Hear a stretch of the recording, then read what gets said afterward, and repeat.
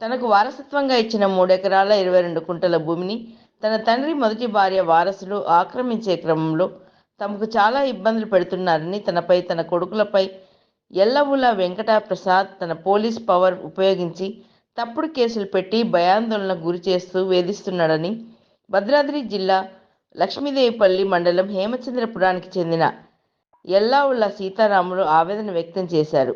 జిల్లా అధికారులు స్పందించి న్యాయం చేయాలని వేడుకుంటున్నారు. నమస్తే అండి. నేను ఎల్లావుల గోపాలరావు, హేమచంద్రాపురం అండి. మా భూమి తగాదులో ఎల్లావుల వెంకటప్రసాద్ సిఐ అయిన కానించి మా భూములకు అడ్డం రావటం, మా భూమికి మేము పోతే ఎస్టీ వాళ్ళని పెట్టి మమ్మల్ని తన్నేయటం, మమ్మల్ని భూమి పోకుండా అరాచకాలు ఎక్కువ చేస్తానండి. మేము పెడితే కేసులు కావట్లేదు. ఆయన ఎస్టీ కేసులు మా మీద బనాయించి మమ్మల్ని కోట్ల పాలు చేసి కేసులు చేసి మమ్మల్ని బాగా ఇబ్బంది పెడుతుండు. దయచేసి మమ్మల్ని న్యాయం చేయాలని కోరుతున్నాము. గతంలో ఈడీ సర్వే జరిగింది, ఆడ గొడవ జరిగింది. రిపోర్టు మేము అడిగితే లేదు, గొడవ జరిగిందని చెప్పారు. ఆ తర్వాత వాళ్ళకి రిపోర్ట్ ఇచ్చారు. ఆ రిపోర్ట్ తీసుకెళ్ళి కలెక్టర్ కోర్టులో చూపించటం, పోలీస్ స్టేషన్లో చూపించటం, భూమి మాదే అనటం, పట్టా పాస్బుక్ చేయించుకున్నారు మాకు తెలియకుండా.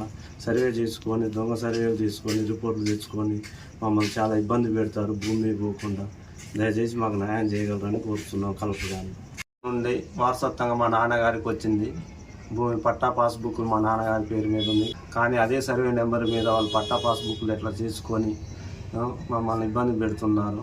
అది కలెక్టర్ గారి దృష్టికి తీసుకెళ్ళినాం. కలెక్టర్ గారి కోర్టులో కేసు నడుస్తుంది.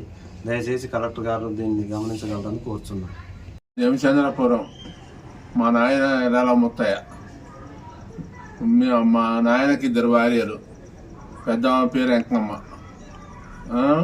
చిన్న ఆమె పేరు ఈరమ్మ. మా తల్లికి మేము 2 పుట్టినాం. ఆ వెంకమ్మకి ఒక కొడుకు పుట్టిండు. అయితే మా నాయన మాకు ఇప్పుడు 50 ఏళ్ళ కింద భూమి మంచి ఇచ్చిండు. భూమి మంచి ఇచ్చి కనుక మా ఎవరి వాళ్ళు చేసుకుంటున్నాం. ఎవరి వాళ్ళని చేసుకుంటా అంటే మా నాయన చచ్చిపోయిన దాకా ఎవరు రాలే. మరి మా నాయన చచ్చిపోయాడు. నేను జమాలు వేసుకున్న తర్వాత దాన్ని ఏం చేశారు, నేను నరకబోయే వారికి అడ్డం వచ్చారు. ఏందయ్యా అని ఊళ్ళో పెద్ద మనుషుల కాడికి పోతే ఎవడు చెవును పెట్టకపోయే వారికి అమ్మ ఇది చెవును పెట్టలేదని అందరు పెద్ద మనుషులు చెప్పి చేసి తిరిగి ఆ మోపున నేను కోర్టుకు పోయి చేస్తే ఆర్డీఓ గారు ఏమన్నాడంటే, నీకు ఎవడొద్దు, నీకు అన్ని కాచాలు ఉన్నాయి, నీ కాచాలే, నీకు సాక్ష్యాలు అన్నిటి కాచాలే, నీకు ఎవడు పని లేదు అని ఆర్డీఓ గారు చెప్పిండు. చెప్పినాక అది ఏం చేసిండు, నీది ఉందా అన్నాడు. నాది ఇంతవరకు ఉందాయా, 3 ఎకరాల నాకుంది, కడమది మీ అన్నకుందా అన్నాడు. ఉన్నదయ్యా అన్న. ఇప్పుడు పక్కన ఎట్టే కదా అని ఉన్నదన్న. దాని మీద అమ్మని చేయలేనని మళ్ళా 2 వాయిదాలు తిప్పి 3వ వాయిదాకి నేను చేయలేను అని అన్నాక నేను కలెక్టర్ కోర్టుకు పోయి కలెక్టర్ ఆడ వాయిదాలు వేసుకొని ఆడ తిరుగుతున్నాం. ఆడ తిరిగేప్పటికి ఏమైంది, నీ కాచాలు చేయ అన్నాడు మా అన్నది. మా కాడ కాచాలు లేవు, ఏం లేవండి, మా కాడ ఏం లేవు అన్నాడు. నీ ఏంది అన్నాడు. అయ్యా నాకు బొక్కు అని బొక్కు తీసుకుపోయి చూపించాను. నేను బొక్కు తీసుకుపోయి చూపెట్టే వారికి ఆ బొక్కుని పర్లేదుకి ఏం లేదులే అన్నాడు. మళ్ళా వాయిదాకి 3వ వాయిదాకి బాబు నీకు తీసేస్తా, అనవసరం మీరు చేసే పని అన్నాడు కలెక్టర్.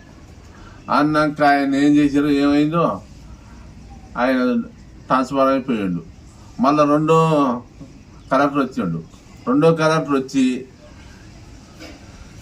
నీ బుక్కులేయి, మీ కథ ఏంది, మీది ఎంత ఇస్తుంది అని అన్నాడు.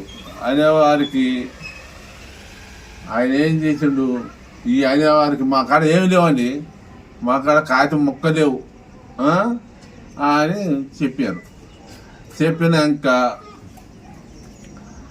నీకాడ కాగితాలు ఉన్నాయంటే ఇంకా అయ్యా నా బొక్కులు ఇవి అన్న. బొక్కులు చూపెట్టిన పర్లేదని మళ్ళీ ఆయన తీసుకున్న ఆయనే నా చేతికి ఇచ్చిండు కలెక్టర్ గారు. తీసుకొని జాగ్రత్త బుక్కులు ఆయన చెప్పిండు.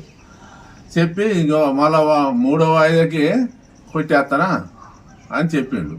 అంతన్నా కరోనా వచ్చింది. ఆయన వెళ్ళిపోయిండు, హైదరాబాద్ పోయిండు. హైదరాబాద్ పోయినోనికి ఆయన్నే ట్రాన్స్ఫారం పెట్టారు ఇంక రాకుండా. ఆయన పోయిండు. ఆయన పోయిన తర్వాత ఇప్పుడు ఇంకో కలెక్టర్ వచ్చిండు. ఆయన కాడ అరే ఇది ఇంత పని అయిందని ఈడు తీసేసిండు. ఏది మా లాయర్ తీసేసి మళ్ళీ వెంటనే మళ్ళీ వేసాడు.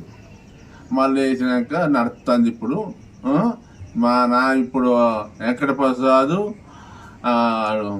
మోహన్ రావు, జగన్మోహన్ రావు ఎర్రని ఊరుకొస్తారు. అంతా ఉద్యోగస్తులే. మేము చేసుకుంటే బతనం లేకపోతే లేదు.